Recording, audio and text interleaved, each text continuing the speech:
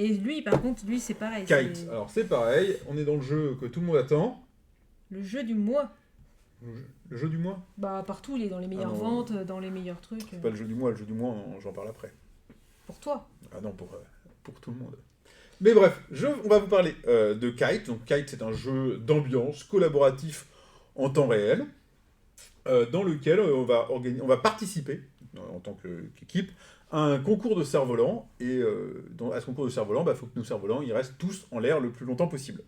Ces cerfs-volants vont être symbolisés par des sabliers. Alors j'ai une vidéo, mais j'ose pas la mettre du coup. Donc voilà, on va avoir des sabliers qui symbolisent les cerfs-volants qu'on va devoir laisser dans le ciel. C'est un jeu de Kevin Amano. C'est son premier jeu connu. Et c'est illustré par Bess Sobel. Et alors elle, quand même, elle a un petit peu bossé parce que c'est illustratrice de Wingspan, de Calico, Cascadia. Donc quelques jeux quand même qui ont bien marché. Et c'est publié chez Matago en France. Et c'est distribué par Asmodée qui nous a aussi proposé de l'essayer.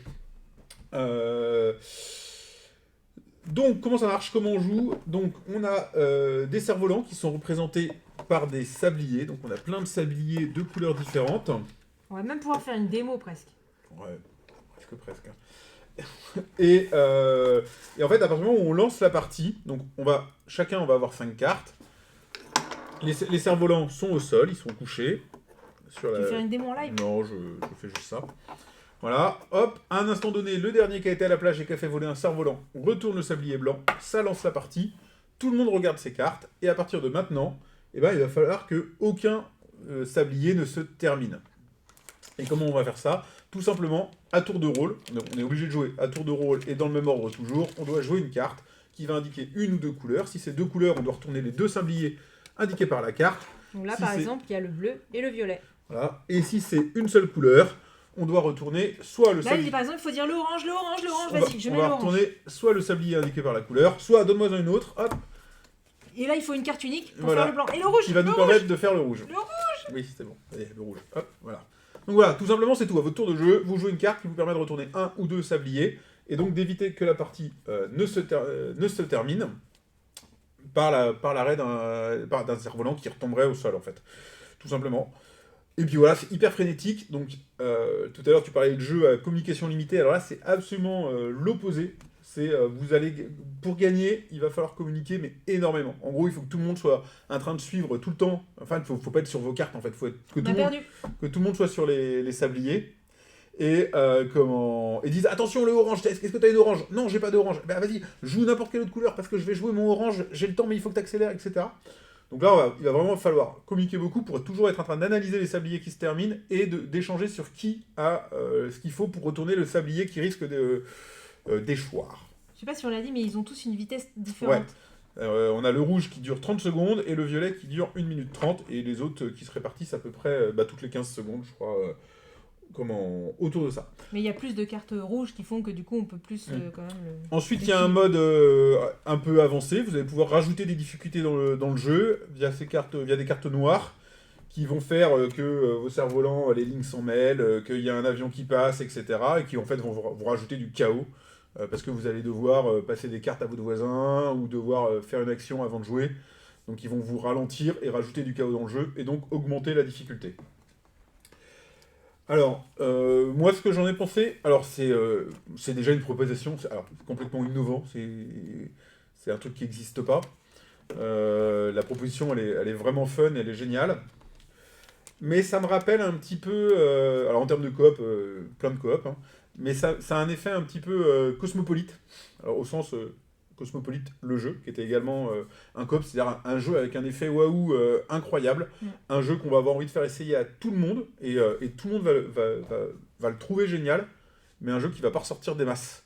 Parce que clairement, une fois que vous avez, si vous jouez à 2 chez vous, ça marche très bien à 2, ça marche très bien à 4, ça marche vraiment tout le temps. Mais une fois que vous aurez, avec une personne donnée, avec un groupe d'amis donné, fini la partie, éclusé un peu les difficultés, je suis pas sûr de la durée de vie du truc et que vous allez ressortir beaucoup, quoi. Donc là, clairement, c'est le jeu, pareil, un petit peu comme Trio, que vous allez emmener l'été, vous allez le montrer aux gens, vous allez faire quelques parties au coin de l'apéro, et puis vous allez quand même passer à autre chose. Alors après, voilà, si votre cercle de jeu change souvent, si vous jouez rarement, enfin, si vous jouez pas avec les mêmes personnes, en asso ou des trucs comme ça ne peut être qu'un carton. Enfin, je veux dire, c'est rien que de vous voir jouer, les gens vont s'amuser. Donc c'est un jeu d'assaut, c'est un jeu de festival, c'est un jeu d'été, rien que le thème, de toute façon.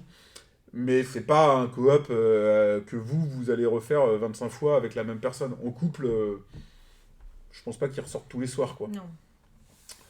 Donc, qu'en as-tu pensé? Alors bah du coup, là, c'est vrai qu'au niveau, la thématique est sympathique en fait, le matériel est chouette, ça simule, voilà, on le retourne et c'est le sablier, tant que ça simule le cerf-volant en vol et tant Ouais. que le sablier est plein, bah, il est en vol et quand il est au sol. Donc ils ont réussi finalement à montrer ça en jeu et avec ils ont trouvé le matériel pour simuler cet effet du cerf-volant. Et voilà, le matériel est chouette et franchement, comme tu l'as dit, je vais pas dire 15 000 trucs de plus, c'est un jeu pour moi vraiment de festival, de barrageux. Ouais, d'assaut, de barrageux, ouais, clairement. Barrageux, Ouais. parce qu'en fait, c'est vrai, voilà, on va y jouer peut-être une soirée, on va faire 3-4 parties d'affilée. Ah ouais, par contre, ouais, vous enchaînez. Bah, de toute façon, quand tu prends le jeu en main, tu t'arrêtes pas tant que t'as pas réussi, quoi. Déjà, voilà. Donc tu refais, tu peux intégrer les nouvelles pour ajouter de la difficulté du chaos, ce qu'on a fait la dernière fois. Et ça apporte des petites choses en plus. Et c'est vrai qu'après, ben, hop, on le passe, et puis peut-être qu'on le sort le mois d'après. Parce qu'on a des gens qui disent « Ah, vas-y, on joue, c'est un petit jeu. » Ouais, bah c'est ça, c'est l'effet que Cosmopolite, c'est attends, il faut que je te fasse essayer un truc, c'est incroyable, ça n'existe pas ailleurs. Mais voilà, tu vois, nous typiquement, donc au bureau où on est à un endroit où on joue beaucoup le midi, et du coup, quand il y a des petits jeux, bah, ils vont avoir tendance à ressortir souvent, et parce on reprend le jeu d'hier, on recommence, ou on enchaîne les parties. Bah, Kyle, s'il est resté au bureau pendant une semaine ou deux, les premiers jours, on l'a sorti direct. Et en fait, après, on est revenu sur des jeux qu'on faisait déjà avant, quoi. C'est ça. Bon, il a été un petit peu chassé par un autre jeu dont on va parler tout à l'heure, et qui est là. donc voilà. Bon, enfin, tu compares deux choses, bon, on y reviendra. Mais c'est pas du tout la même chose. C'est vrai que là, les parties, Non, c'est pas du vu tout les la même chronomètres et tout ça, c'est très rapide. Ça permet de jouer facilement. Je pense que peut-être qu'avec des enfants, il y a une durée de vie un peu plus longue. Ouais, mais tu vois, mes filles, ça les a pas emballées plus que ça. En fait, elles ont fait la même sensation. Oui, c'est rigolo, mais bon, Ouais. enfin, elles en redemandent pas, tu vois. Si c'est Salt and Pepper, on le ressort, on le ressort, on le ressort. Ouais. Là, ça les a fait marrer de le découvrir, mais elles sont pas particulièrement. Mais tu vois, il y a des gens qui jouent demandeuses. beaucoup à Jungle Speed et je pense que voilà, des gens qui aiment bien les jeux de rapidité, ils vont jouer souvent. Peut-être que ça, du coup, ça va être, ils vont le ressortir. Ouais, Jungle Speed, tu te tapes dessus, c'est pour ça que c'est rigolo, quoi. Ouais, moi, les jeux de rapidité, c'est C'est pas vraiment la même chose, ouais. Mais voilà, en tout cas, il est vraiment joli. Le thème est un peu bien retranscrit. On passe un bon moment. Donc, je comprends pourquoi il buzz, mais c'est vrai que ça reste un jeu finalement de hype, mais finalement, c'est pas un jeu qui va s'installer et que c'est pas le jeu qu'on va y rejouer. Alors, après, comparé à un trio, moi, celui-là, je lui fais gagner des prix. Parce qu'il est innovant. Parce qu'il est hyper innovant, parce qu'il marche extrêmement bien, il est super coop. Enfin, là, il y a une vraie, il y a une vraie proposition. Ouais. Donc, Et d'ailleurs. Ah oui. On le met dans notre. Il fait partie. Il fait partie du concours. Allez, celui-là, vous pourrez le gagner si vous intéresse. Alors, il y a son père qui dit que qu'il n'est pas la cible, mais si ça tourne à une table, essayez. Non, mais clairement. Ouais, voilà, c'est un bon moment. Je pense que là, il n'y a pas trop de questions de cible ou pas cible. Pour le coup, tu te prends au jeu. Ne serait-ce que pour dire, voilà, ça y est, on l'a fait, on l'a gagné, on passe à autre chose, mais on l'a gagné, quoi. Il y a des gens qui vont avoir tendance à dire que c'est un jeu de rapidité, c'est pas du tout un jeu de rapidité, hein. C'est un jeu de timing. Il faut faire la bonne action au bon moment. Et parfois, la bonne action, c'est de prendre un sablier qui est presque, qui est tout neuf, en gros, où il reste plein de sable, et de le retourner juste pour pouvoir le retourner après, parce que ça va te permettre de jouer un autre sablier. Donc, et des fois, c'est frénétique, donc t'es là, vas-y, le rouge, le orange, le machin, et après, tu fais pause. On pause, on regarde un peu, on se pose, et hop, on fait un petit temps mort, et hop, on est reparti, quoi. Ouais, non. Ça reste une super proposition. Pour moi, c'est un jeu à prix. Oui. Mais effectivement, dans une ludothèque, on est sur l'objet étonnant, un petit peu de collection, et pas sur le jeu qui revient régulièrement.